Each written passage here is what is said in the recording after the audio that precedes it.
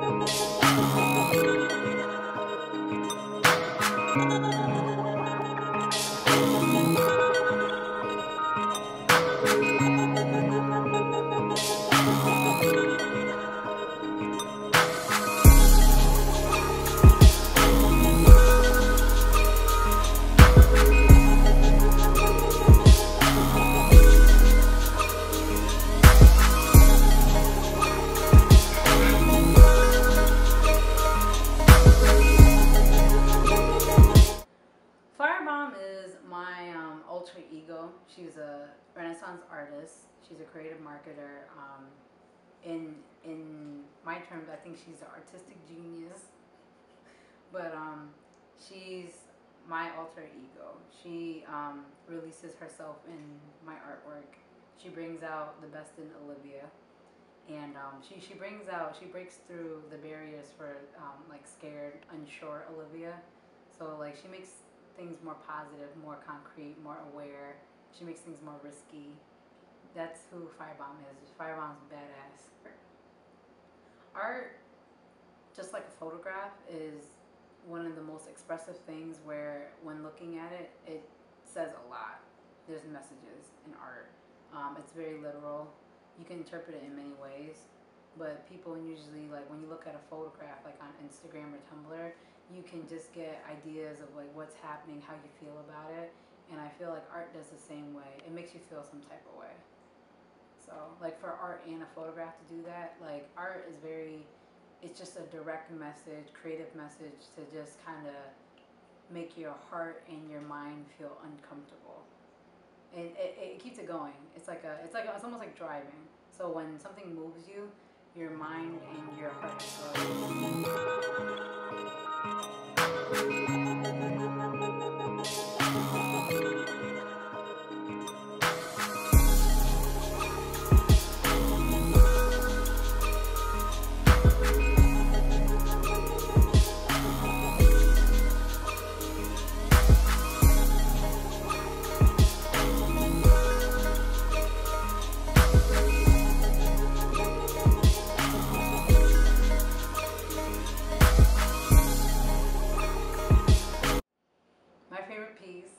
My favorite piece is my car.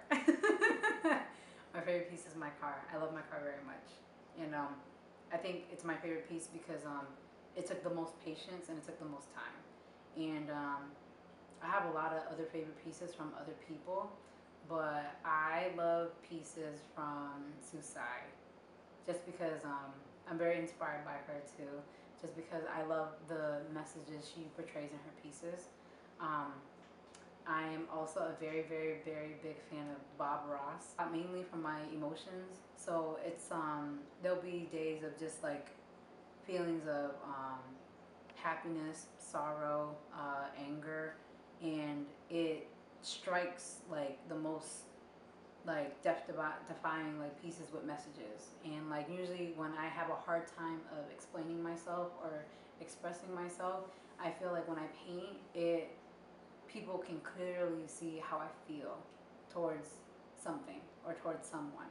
And instead of like, yelling or instead of crying or instead of just like finding other ways to cope with it, I feel like art is the best way because when I'm doing it, when I'm painting, I feel more relaxed, and I feel like the anger, the sorrow, it won't be there as much, and it will just display itself into the painting, where the feelings are left in the painting. I can walk away from it freely instead of hindering or bottling anything up. And I embrace the fact right now of just building your kingdom and just focusing on yourself and focusing on how to prepare yourself for the right person. And instead of just like mourning the fact of not having a boyfriend, just embrace the fact that you don't have a boyfriend, so that when you do have a significant other, that person will come, and like it will be the perfect right moment, timing, everything. And as you can see, like in the picture, she's not sad, she's happy. And I know like a lot of people can interpret this painting where it's just like oh, it's because he's never there, this and that. They can interpret it in a negative sorrow way, but I want to interpret it in a positive way where you would just have to kind of wait for it gracefully instead of just, feeling so crappy about not being with anybody. I got the name FiyaB0mb from a song. It was a song from Rihanna. It was on her Rated R album, and it was after her altercation with Chris Brown. And a long, very, very generations ago, I was in a relationship where it was very verbally and physically abusive, and I stopped doing art. And I didn't do art for maybe like about 2 years, and that's very long. Because nowadays I do art like how you drink coffee. But in the song, it expresses like how I wish I can burn you like how you burn me, so you know how it feels. And it was one of my favorite songs because I felt like it related mostly to how I felt towards my situation.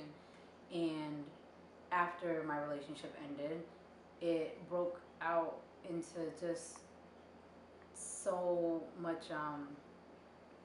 It exploded. I exploded, and I found I found a method of just coping with all my feelings and emotions on paper, on canvases, on walls, on tables, on furniture, on my car. I found I found an escape, but I didn't have to escape from home. I just found an escape for my mind and my heart. Brown piece was done right after his death and his incident of what happened, and I did it purposely to show everybody that, other than dedication to him, just to show everybody like what's going on, and like the words that like kind of just like stick out to like everybody: peace, Ferguson, Mike Brown, protect us. Like it's a way of paying homage to his family, but just letting everyone be aware of what's going on. Even with the hands up, don't shoot, like how old he was. Like it was such a sad event that I feel like moved us all. And I wanted everyone to just really take from it and take the importance of our youth nowadays. Being only 18 years old, that's really young. And like graduating, like it's a lot. It's a lot to take in when you're just 18. There's a lot of things that people don't do yet, like, or have accomplished at being 18. And I want people to like really take in the fact that he was that young. So I think one that's really important is staying true to yourself. Don't lie to yourself. If it's something that you don't like to do, don't do it. If it's something that you love to do, do it. Consistency. If it's something that you love to do, you must do it every day. And you have to make sure that you make every day count towards what you love to do. It'll be worth it a lot later, and you'll learn how to appreciate it a lot more. 3, pray. I think praying is very, very important. Acknowledging God is very important, and praising Him, because whether you're going towards your destination or not, it's really, really important for you to just acknowledge the fact that I feel like He's gotten me to where I am. He's guided me. 4 is, I want to say, with like number 1, staying true to yourself, you have to believe in yourself too.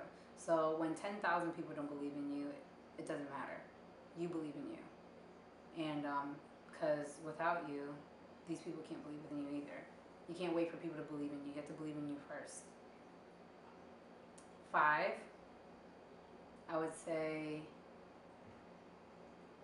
it's kind of like out of the category a little bit, but I would definitely say proper promo and marketing.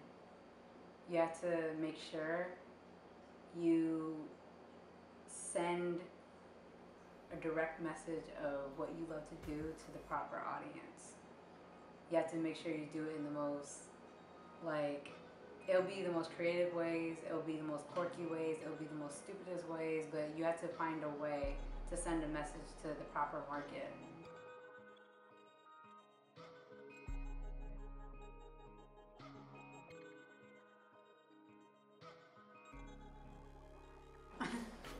I am FiyaB0mb, and I'm also known as FiyaB0mb. Thank you for having me.